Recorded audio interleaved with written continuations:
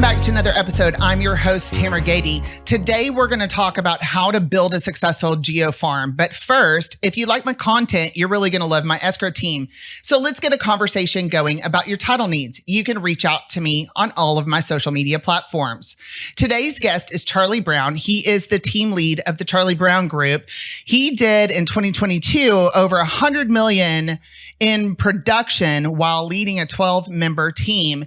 And a significant focus of his business, while not the only one, is geo farming. So as the market has changed, a lot of realtors have come to me asking me, how do I farm a neighborhood? And so I wanted to have Charlie come in and really break apart how he tees up geo farming a neighborhood. So thank you for joining me today, Charlie. Not a problem. I'm grateful to be here and love sharing this information with anyone who's willing to listen and apply it. Well, I heard you speak at Michael's mastermind event, and you just didn't have enough time, right, to talk about the intricacies. It was very much a high level conversation, which we understand because it was a big event, right, with a lot of speakers. But I wanted you to come in and really let's see if we can unpack some of this a little bit. Okay, so let's start with my number one question: is what helped you get started in real estate? Let's set the stage. You know, as a new agent, we all start from the same place. So I love telling people we're all starting from ground zero. Even though maybe someone's producing 10 million, 20 million, 100 million, we all started out at ground zero. And so one of the blessings in doing how I did it, and I didn't know, but I just had to scrap. I just had to go get business. And I think there's a lot of agents out there that feel that, like, whatever your level of desperation is, whatever your why is, it's got to be big enough to get you in gear. And so that was kind of what happened. I said, you know, I have got to get in gear. So I started doing everything that they tell you to do that works: door knocking, phone calling, volunteering to do open houses, and expires, FSBOs. And so what ended up happening over the course of, I would say, a year. And I think that's important for people to understand that, you know, real estate is not an overnight success game, but it is a pipeline game. And so I had to really run from the get-go. And it took about 6 to 9 months for that to really hit. But when I had an opportunity and I got my first listing from the door knocking, from the phone calling, and I went into a neighborhood, I said, okay, well, this is the neighborhood in which I have an opportunity now. And so I'm going to do the open house like every day. I got nothing else to do. Yeah. I'm going to do the open house. I'm going to door knock. I'm going to phone call. And before I knew it, I had met the neighbors, and the neighbors needed to sell. And so then I did that exact same process all over again. I door knocked, I phone called, I did open houses. I started putting out 20, 30 open house signs. Hey, why not put out a mailer? I just sold this home. And so within a relatively short period of time, I had found that in one relatively small neighborhood, I had sold 50 homes. And I was a pretty young agent. That's incredible. Yeah. It was awesome. It showed me the power, though, that number one, the basics work. Yes. And they always do. Yes. So for anyone out there, it's like, how do I go and get business tomorrow? You have to remember that it's going to be the proactive activities that are going to get you that business. Even though we would all rather get business somehow through social media, and maybe we can do that. But if I need a listing tomorrow, I've got to somehow talk to people today. Yeah. Right? Like physically talk to them in an engaging way. And the geo farming allowed that to happen. And then it just kind of snowballs. And before you know it, you're the neighborhood realtor, or you have influence, or you just have the ability to provide value to an entire community, and they see you as a resource. Okay, so you said so many things in there that are really, really important. I think the number one thing that I want to emphasize is you said you have to be consistent, and it's going to take about 9 months for it to pay out. It's a longer game, right? It's not necessarily, you may get a listing sooner than that, but you need to prepare your time to be a 9-month game plan. Did I hear you correctly? Yeah, I would say that's accurate. You know, I told myself when I got into the industry, I think that every agent should do this. You got to give yourself enough time to be successful. Yeah. I've met a lot of people that maybe had the skill set, but they didn't give themselves enough time. Right. So, I wanted to bail on real estate with about month 6 to 7, and I tried and it didn't quite work out. But then I kind of, shook my head and said, no, I told myself a year, and I'm glad I did, because by the end of that year, things were going great. But the first 9 months were pretty shaky. And I had a lot of people depending on me to make it work. So failure wasn't an option, which is what allowed me, I think, or really pushed me and motivated me to make sure that I was doing the activities that would give me the best odds of getting business. Part of my real estate career has been a short stint as a recruiter for a broker.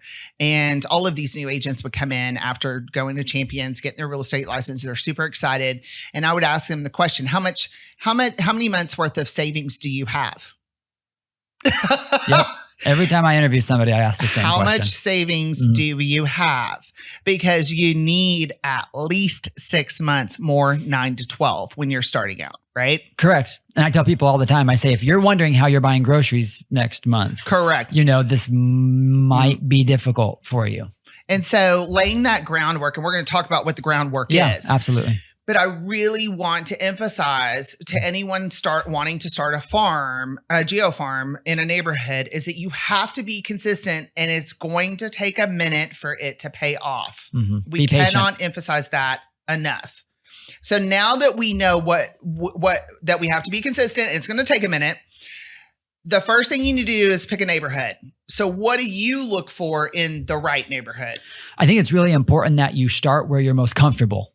Right? Because that's where you're going to be able to relate to the people. Don't go over to town over because the price points might be higher, because you're not probably in their circles. You're not going to their grocery stores. You're not going to their schools. Your kids aren't there. You're not, whatever it is. So you always want to go where you can speak the language of the people. Sure. Right? And you can say, I'm a part of this. We are a part of this. And you're going to be able to relate with them a whole lot better. So that would be my first thing, is go where it makes the most sense, yes. Right? If my farm neighborhood, it should be your own neighborhood. If you live in a neighborhood, you should start in your own that's backyard. Where you should start. Yeah. Now if you happen to get a listing, maybe at the neighborhood next to you, great. That's just as fine. So I literally have become a top agent in my zip code, and have been for almost my entire career, because I kind of just focused and honed in on that zip code. And there's still so much more business I could do there, but I just kind of grew where I was planted. And that just makes the most sense. I agree. Let me ask you this. Do you look in the neighborhood to see how many realtors live there?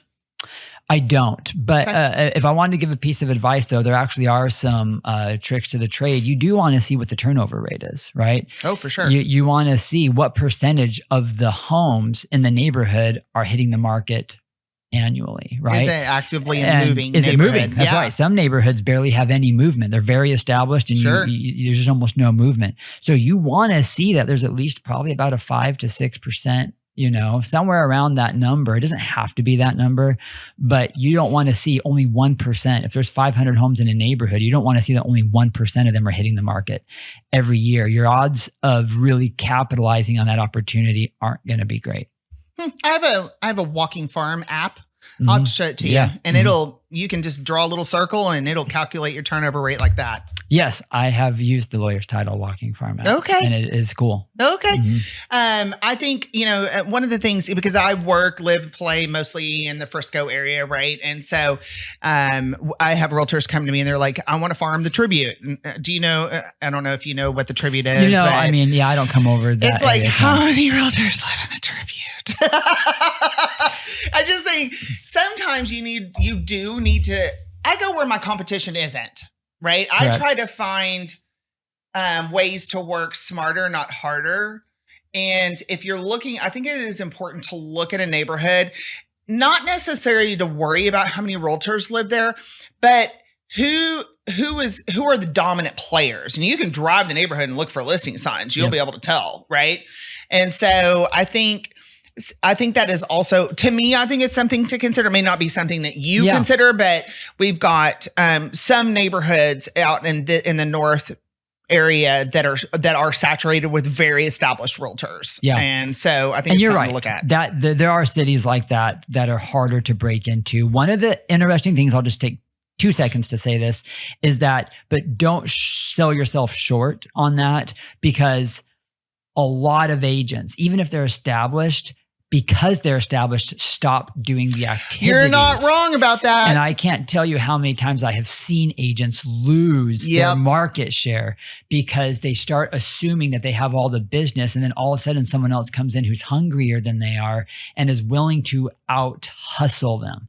And before you know it, all it takes is 1, 2, 3, and now you got a new player in the game if that person is smart, because all they have to do is play the geo farming game correctly, and they start to take over your market share simply because they out hustled you. That is an excellent counterpoint. So I'm glad you mentioned that.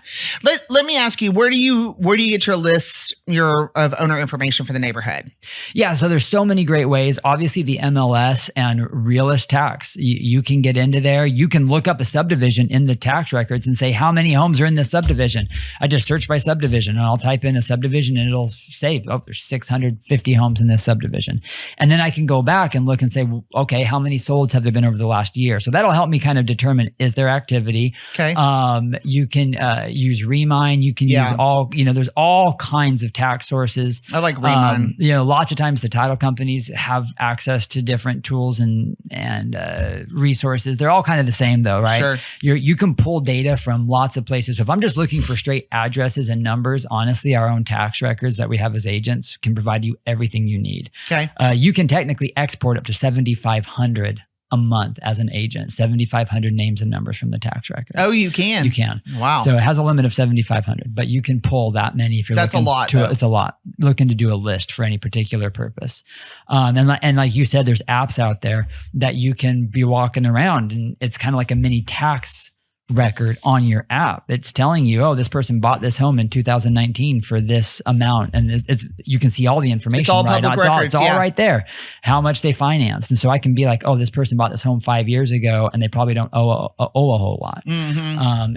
So what is the likelihood that they'll move? Right, it's That's a score. Right. It gives them a score of how likely they are to move based on equity and length of time in the home and That's other right. predicted and we do phone calling around all these geo farms. Okay, wait. How do you get? Okay, because a lot of these farming software, they don't come with email and phone number. Correct. So how do you get email and phone number? That's a big question for realtors. Yeah, there's some great systems out there. I know a popular one is Mojo, Vulcan 7.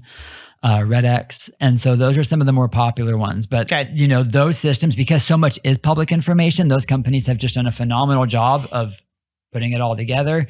And this is what I always tell people. People are always asking me, how do I spend my money? Should I go buy flyers? Should I go do this? And I'm like, if you're starting out or if you don't have a lot of money, spend your money in something that gives you control of your destiny. Okay. Right. So I'm going to go and I would pay all day long for a service that provides me all of this information versus sending out 500 flyers, because I have no control of what happens with those 500 flyers. But I got control all day long of how many people I want to call. Excellent point. And so I can circle my farm area or any area. It's going to give me all the information, phone numbers, emails if they're listed. And it does a great job. You can even get it to where you say, I only want to see numbers of people that have lived in the home for X amount of time. So they've done a really good job, these systems have, of trying to help you narrow down your audience. I only want to see investors. I only want to see whatever it is. That's cool. And it'll pull out a call list for you.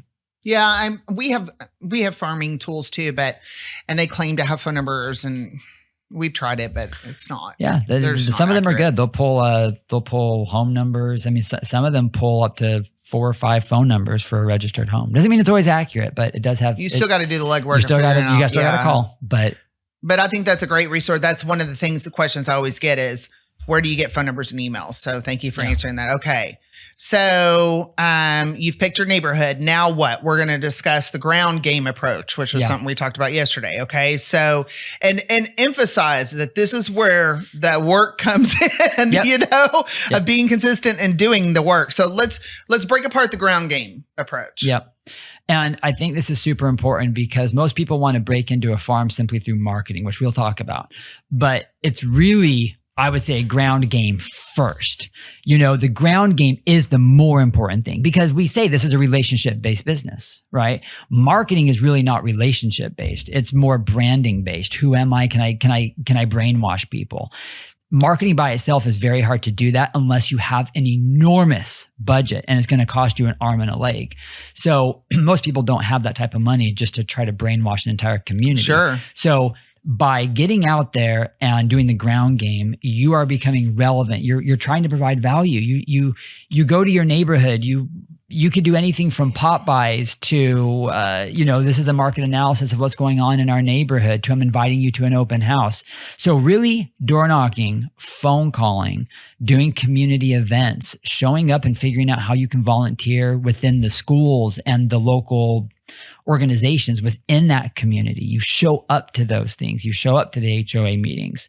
Most of these communities have Facebook pages. Show up on those Facebook pages and contribute, versus just showing up and, hey, I'm the realtor. I'm your realtor. I'm your realtor. Like, use me, if anyone's needing to buy or sell. I mean, that's what everybody would do. And it's the most basic of garbage Facebook, right? Sure. Or garbage advertising. There's no value to it.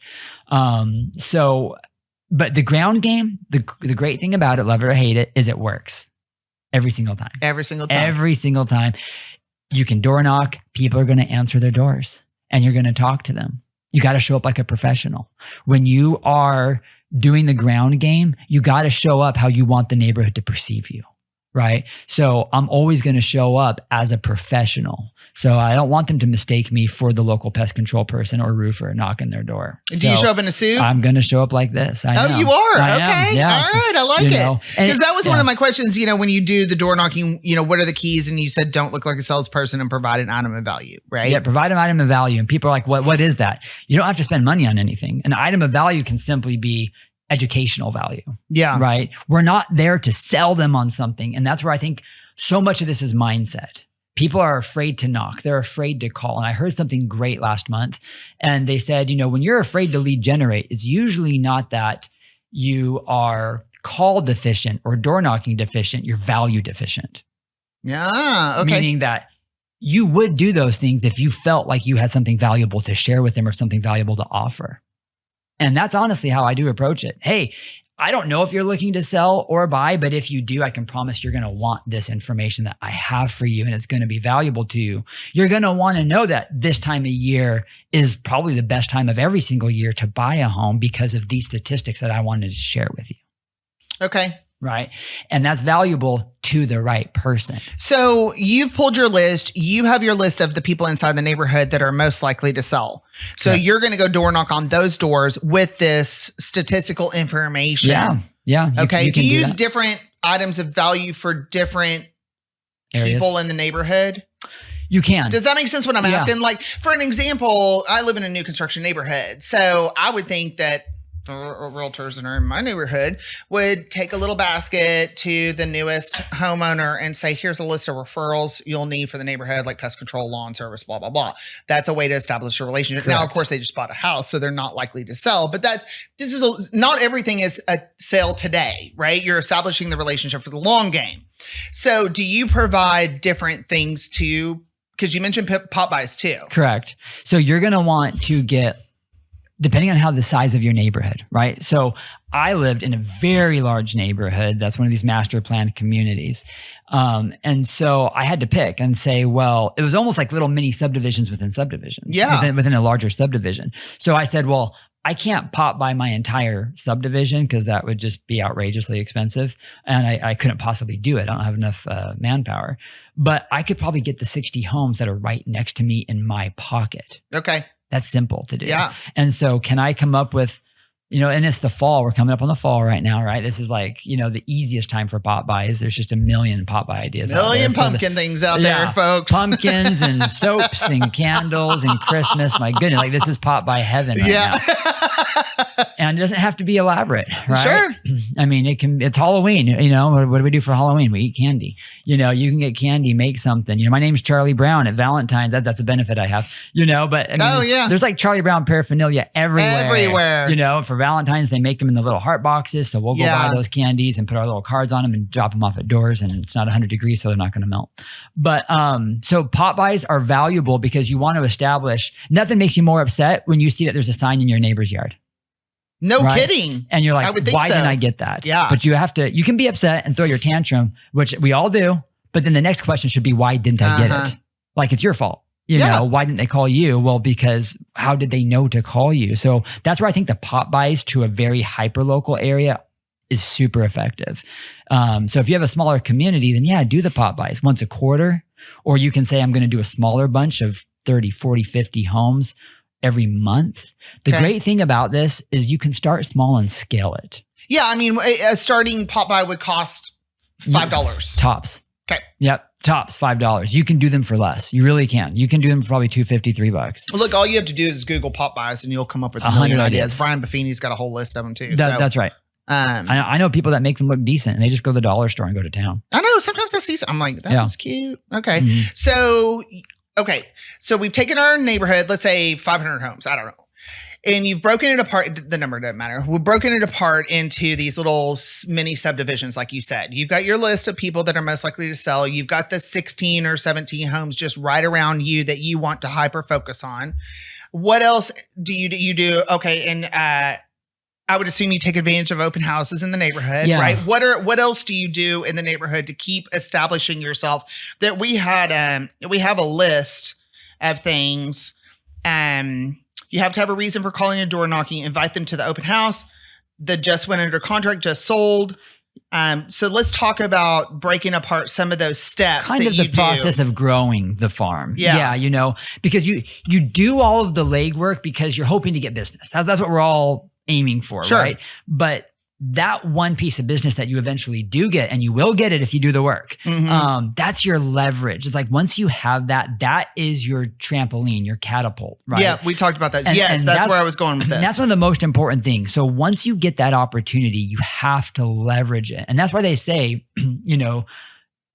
you always are lead generating for listings, because listings have the opportunity for you to be relevant in a way that nothing else is. When I have a listing, I could do an open house on that listing every single day. I can call around it, I can door knock around it, and I can say, this is my listing. And I immediately have a sense of confidence and relevance when I'm doing this geo farming activities. And when I do those open houses and people come in, it just yields a lot more business. So here's the great thing, if you think about it, to a geo farm. If I got a listing, I'm going to door knock around it. I'm going to phone call around it. I'm going to get onto whatever social media pages this community is a part of, and I'm going to advertise it. I'm going to do my open house. Now, when I do my open house, you can do a passive open house or a proactive open house. What's the difference? Explain. Because a passive open houses by nature, I consider a passive activity, meaning that you have no control of the outcome. You could set at an open house for 4 hours and have nobody show up. It's really not your fault to a full degree. Sure. So if I want to make my open house a proactive activity, I've got to do these activities around it to get something out of it. What do you mean? You don't just put a sign out front and show up with some cookies? That's right. One sign isn't going to do it. So we tend to put out 20 to 30 signs. Now I say that saying, be familiar. That was interesting to me. Yeah. Because I have not seen anyone put out that amount of signs before. Yep. And it became a very popular thing where we live. So much so that we almost had to start scaling it back. What do you mean? Other realtors saw that we were doing it, and so they tried to match it. And so we would wake up on a Saturday morning and there'd be like, oh no, 300 open house signs. It became like a one-up game. It's like Charlie put out 30, I'm going to put out 40. That's and then the hilarious. next guy's going to put out 50. And before you knew it, it was a circus of signs. Circus. So I just have this picture in my head of just signs on top of signs. it was ridiculous. Okay. So, but we still put out, I'd say between 20 to 30. And this serves multiple purposes, guys. Okay, explain. Is that number one, it's branding. Don't just go buy the red open house signs. If you had to spend money somewhere, spend them on branded stuff, because you want people to start seeing you and getting familiar with your logo, with your name. That's a great golden nugget. That's right. Because I see just those little open house with the arrow, and there's no branding on it whatsoever. And so by the time I have 30 of these through a neighborhood, they're seeing them at all the intersections. I might only be doing one open house, but imagine if I did that open house 2 times a week, 3 times a week. They're seeing those signs, 30 of them every single time. You do that for a couple of months. Once you start getting traction, before you know it, they think you own the neighborhood simply from a branding perspective. So you would do an open house 2 to 3 times, the same house. You can, yeah. 2 to 3 times a week. Absolutely. Because a lot of times I only see them, it's open on the weekend. Open on a weekend. So you do it during the week. Mm-hmm. What's your optimum time during the week? 3 to 6. Okay. Mm-hmm. And on the weekend? Saturday, Sunday, Saturday and or Sunday. We usually do them anytime between 12 and 4. Okay. right? That's our typical time frame. And so if you do all those activities, what's going to happen is ultimately you're going to get more business because you're doing the proactive activities around the open house. But once we sell that home, we're going to send out a flyer. Yep. Now, our CRM has the ability to send out now there's lots of software that you can just plug into, but it's all pretty automated stuff, but our CRM allows us to create the content and mail it out to our designated area that we choose. Are you talking about just sold postcard? Yeah, Okay. Under contract, just sold, whatever, but we do it for under contract. Yeah, that's interesting too. So as soon as the home goes under contract, we're going to send out a postcard. Now at this point, we've door knocked, we've phone called, we've open housed, and now they're going to get a postcard. And then when it sells, we're going to send over a handwritten letter. Okay, explain the handwritten letter, because I think I've only received one handwritten letter from a realtor that was doing an open house in a neighborhood that I've lived in my entire life. Okay. And it had an impact. I actually went over to my neighbor's house and I said, look what your realtor sent me. This is impressive. It made an impact. I kept it. And you got it. You opened it or you looked at it. I did look at it because it was hand addressed. That's right. I thought it was hand addressed, hand stamped, hand signed. And we'll send them out once again to that same farm area. So now they've heard from us 5 to 6 times. And we send that letter out and it's very simple. And we're just fishing. We're fishing for the people that are interested. So if I have anything, even if I don't, but ideally, hopefully we have something positive to say about our listing. It sold in the first week. It sold in the first weekend. We got multiple offers. We sold for 5% over asking price, or we sold for 100% of asking price. Come up with a reason. Yeah, this is the verbiage for the handwritten letter. Yeah, hey, we just sold your neighbor's home at 123 Main Street and we had 3 offers on it. There are still people looking in the neighborhood that we would love to help them find a home. If you're interested in selling, please give us a call at blah, blah, blah, blah, blah. Perfect. And Love it. People call us. Love it. And this is one of those things that, I'm sharing this. It was really interesting. We're not looking to recreate the wheel, guys. I didn't come up with this. Anything that you ever hear has probably been created and done by somebody else at a very high level. Plagiarize all the time. And so this is our business. And the reality is I had heard about this and I was like, well, why not? So going back to my scaling is that we started this on a small scale and we saw results instantly. First batch we sent out, we got calls. I had listings within 2 months of doing this letter. Incredible. Right?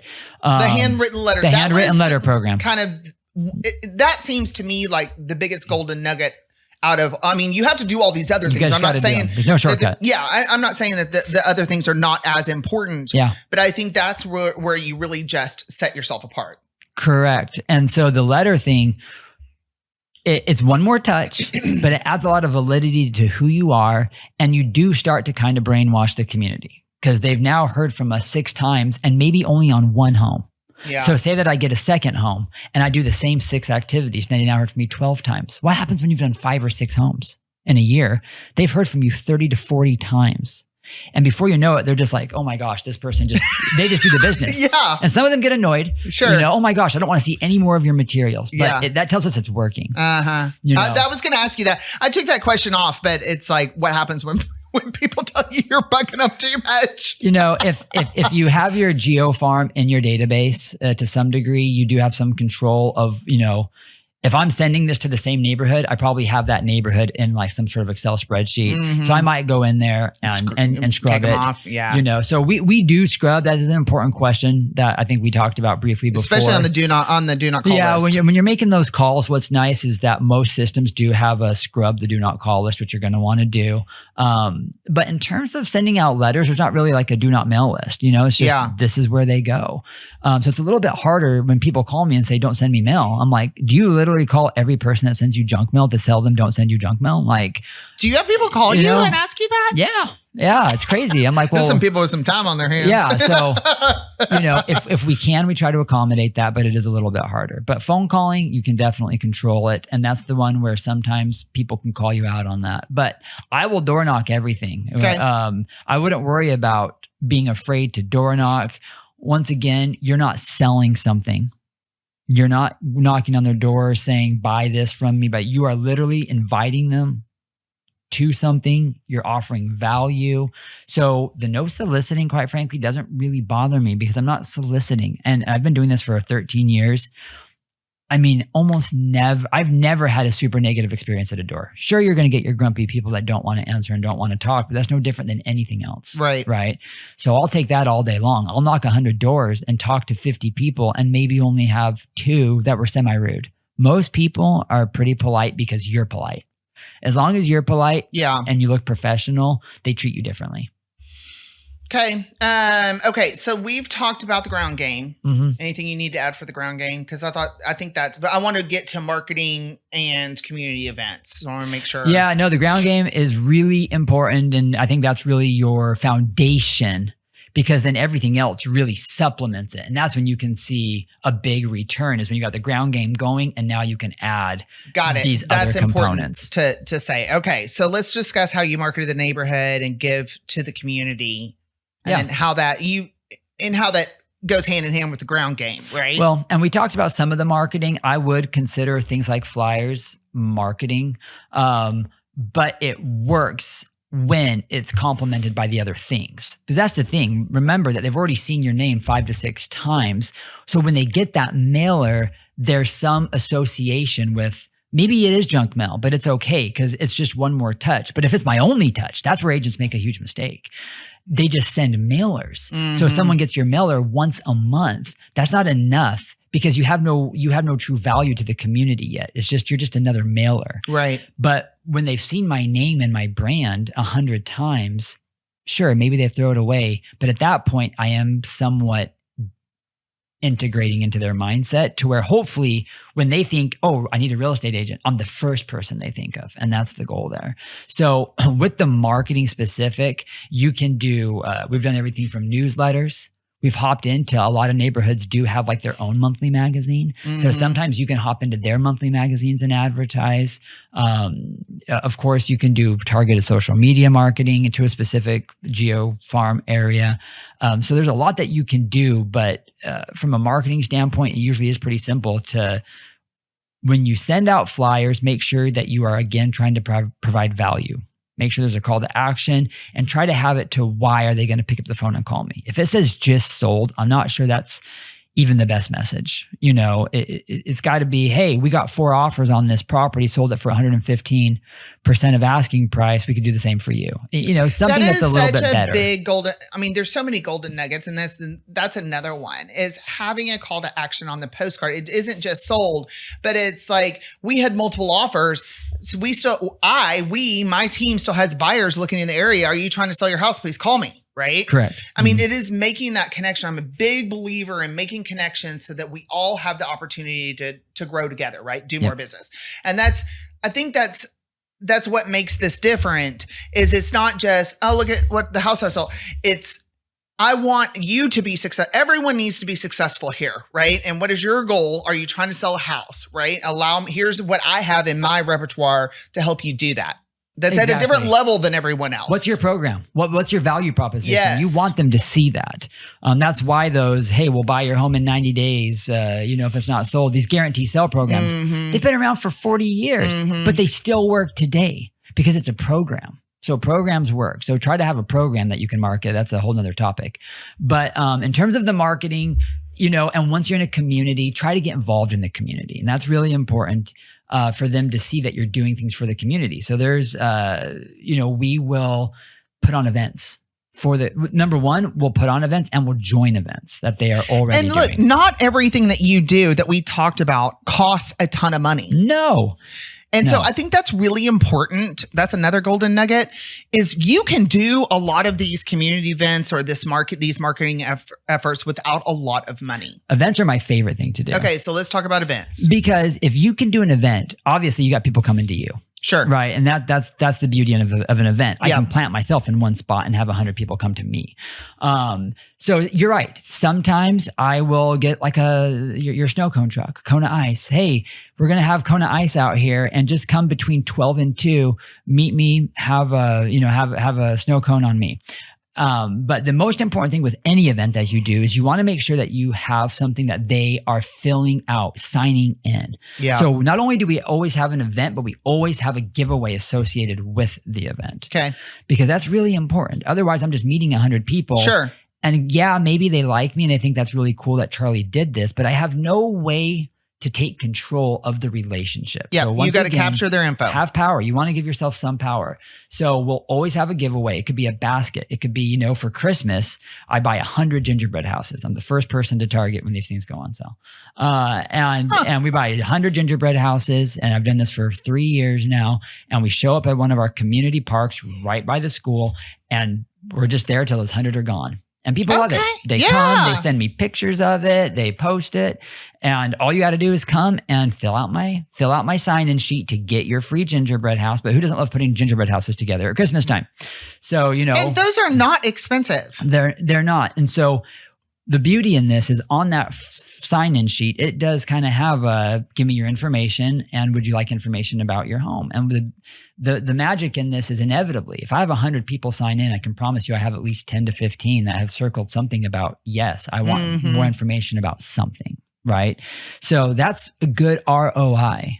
If I spend $1,000 on gingerbread houses, which might sound like a lot for gingerbread houses, but if I spend $1,000 on gingerbread houses and I have a potential of, just call even 3 closings over those 100 that signed in, I can guarantee you I get 1 closing, but I'll probably get more than that. 2, 3. I mean, my ROI is huge at that point. Right? But let's be clear. Excuse me. You've laid the groundwork with your ground game before you get to. That's right. Don't skip ahead to community events because they're fun. That's right. They are fun. Now, on that note, lots of times, especially this time of year, communities are hosting their own events and they need vendors. So if I'm an agent out there, that's a golden opportunity because the only money you really need to spend would be on what you're giving away at the events. Right. And so we always have something of value, especially for the kids, but we want to have something for the kids and for the adults to stay, to sign in for our raffle. So we have all kinds of fun things, but we have a tent. So, okay, there's our investment. I spent money on a tent. We got our table. And then lots of times we'll partner with our vendor partners, quite frankly, on the prizes and the giveaways. Right. So the cost is very low. It's almost nothing for me to sign up and go host an event at this point. Even though I don't, it may feel a little elementary, but you've captured those leads. Mm-hmm. Yeah. Then what? Yeah, it really isn't elementary because the funny thing is, that's where I'm going with this. The funny thing is I sat on some panels with some agents that do a lot of business, way more than I do. And one of the questions that we get asked at the end is, okay, what's a big mistake you've made? Or what's one thing that you would change in your business if you were talking to an audience of people that are getting started or whatever, looking to improve? And I would say one of the most consistent things I hear is that we fail to manage our database. Yep. I think I have lost well over $1 million by lack of managing my database. And it's just a matter of how long does it take us to realize that pain of, oh my gosh, like there's just money free flowing out of my hands and it's my fault. So you have to have a CRM to capture these people. So we have these sign-in sheets. And if you're not going to be the one to do it, then pay somebody to do it. How much it cost you $50 to have somebody enter 100 sheets into your CRM. What is it, Fervor or something? That's right. You can hire virtual help. You can do so many things. But to do the work and not follow up with the people is one of the single biggest mistakes we make. Right. Yeah. I mean, I refuse to talk about CRMs because if you don't have a CRM, then. Yeah, you've got to have a CRM. And I tell people, Excel is not a CRM. Right. You are not wrong. Excel is not a CRM. When you're very first starting out and you don't have a lot of money and your broker may not have one, maybe that's a good place to start, but start. Yeah. Okay. And you need to graduate to an actual functioning CRM pretty quickly. But, that's just, these are such basics of real estate. Right. And it's so interesting to me when I talk to people who don't, they're realtors that don't have a CRM. And I'm like, well, that's where we need to start. But I don't have a lot of those conversations anymore just because I just think that's the basic of sales, right? And if you're not going to leverage your CRM, then it's going to be very difficult to be successful. And a good CRM, since we're on the topic, but it should remind you, it should have automation built into it. It should allow you to build a relationship and communicate with your clients very well. So if it doesn't do all those things, then you probably have the wrong CRM. Which one do you use? We use Brivity. Okay. And now we've used Follow Up Boss. We've used, Command at Keller Williams. So, and they all have awesome things to them, right? So just find the one that kind of works for you and what you're looking for. But that's a phenomenal example of if I have a little bit of money to spend, where do I spend it? CRM would be a much wiser use than most things that people. I mean, you're talking like $150 a month for most CRMs as an individual user. As a team user, I got to pay more, but even then it's not that much. And once you get a CRM, you have to actually use it, or else there's no point in spending that $150. Okay, I don't want to run out of time here because I want to talk about the golden letter, because I really thought that was a big item of value to leave with the audience as well. So do you mind telling us about the golden letter? Yeah, the golden letter is, once again, not something that we came up with, but it is something that has worked for us very well. And that's this can be farming and it can leave farming, right? It doesn't have to be with farming. And so we'll leave the topic a little bit here of geo farming, because the golden letter just seems to work everywhere. It's going back to the basics. People tend to open envelopes that look like they're hand addressed. And, our golden letter is simply a letter that states we will send it out to an area. We'll define what area we want. Now, ideally, I will say this, ideally, you do have a buyer looking in a particular area. But if you meet anybody, even at an open house, that says, I'm looking for a home that fits this criteria in this area, right? Let's start there. And I can say, great, I'm going to send out a letter to this community, to this area. Maybe it's 500 homes. And I'm just going to say, I have a buyer who's interested in buying in this area. There's nothing on the market that fits their criteria right now. Basically, give me a call if you're interested in hearing more, or if you're interested in selling. And it's so simple. And people call us all the time for multiple reasons. Sometimes they actually are like, I hear this all the time. They're like, wow, your timing is so crazy. I was just thinking that I needed to sell. I got a call last week. I had to relocate, and your letter came at just the right time. I hear this every week. And so that's why sending the stuff out matters, because you never know when you're going to hit the right person. And so we send this letter out. And once again, the ROI has been astronomical. And we have found people that are, for all kinds of reasons. And sometimes it's a lot of off-market stuff. They're calling me saying, can you sell my home off-market? Well, maybe I can. Tell me a little bit about your situation.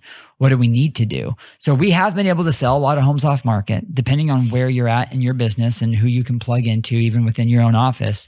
We'll meet people who say, I'm willing to sell, but it has to be off-market. I'm willing to sell, but it has to be a cash offer, and I need to sell in 2 weeks. Okay. Now you can start plugging into like, who's your investor network? Are you an investor? And we've flipped 3 homes this year just from this, and made a very good profit. But it was a win-win. For sure. It was a win-win. We're not taking advantage of anyone as an agent. We have to tell people, you could sell your home for this, or we could go this route. And there's plenty of iBuyer programs out there. Most of the time, we're really doing nothing more than matching the iBuyer program and then just offering maybe a little bit more, plus a much better service experience. Oh, you need to stay in the home for a month? No problem. I don't care, right? You're not going to get that from a big company. So, the golden letter, we started out by just doing, I think, maybe a few hundred. And now we're sending out probably 7,000 to 8,000 a month. Are you serious? Yeah. And so it's become wow. In less than 2 years, it's become one of our 5 leading sources of business. It worked instantly. That is incredible. And you're right. It doesn't necessarily have much always to do with geo farming, but I think it was something unique that I hadn't really heard much about before.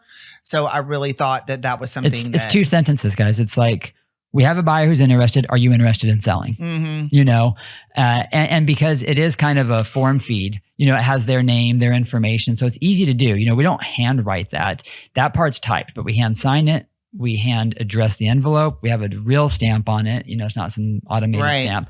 And those are some of the tricks to the trade on getting people to open your letters. I had one of these appointments last night, and he literally said, I throw away all junk mail, but yours looked like a real letter, so I opened it. And there I was in his house talking to him about how he had a relationship with an agent who he was going to list with, but if I could offer him this particular scenario, he would go with me. And I think we'll probably be able to offer it to him. So that's awesome. Yeah. Congratulations. Yeah. So it just works. All these things work, but we send them out monthly.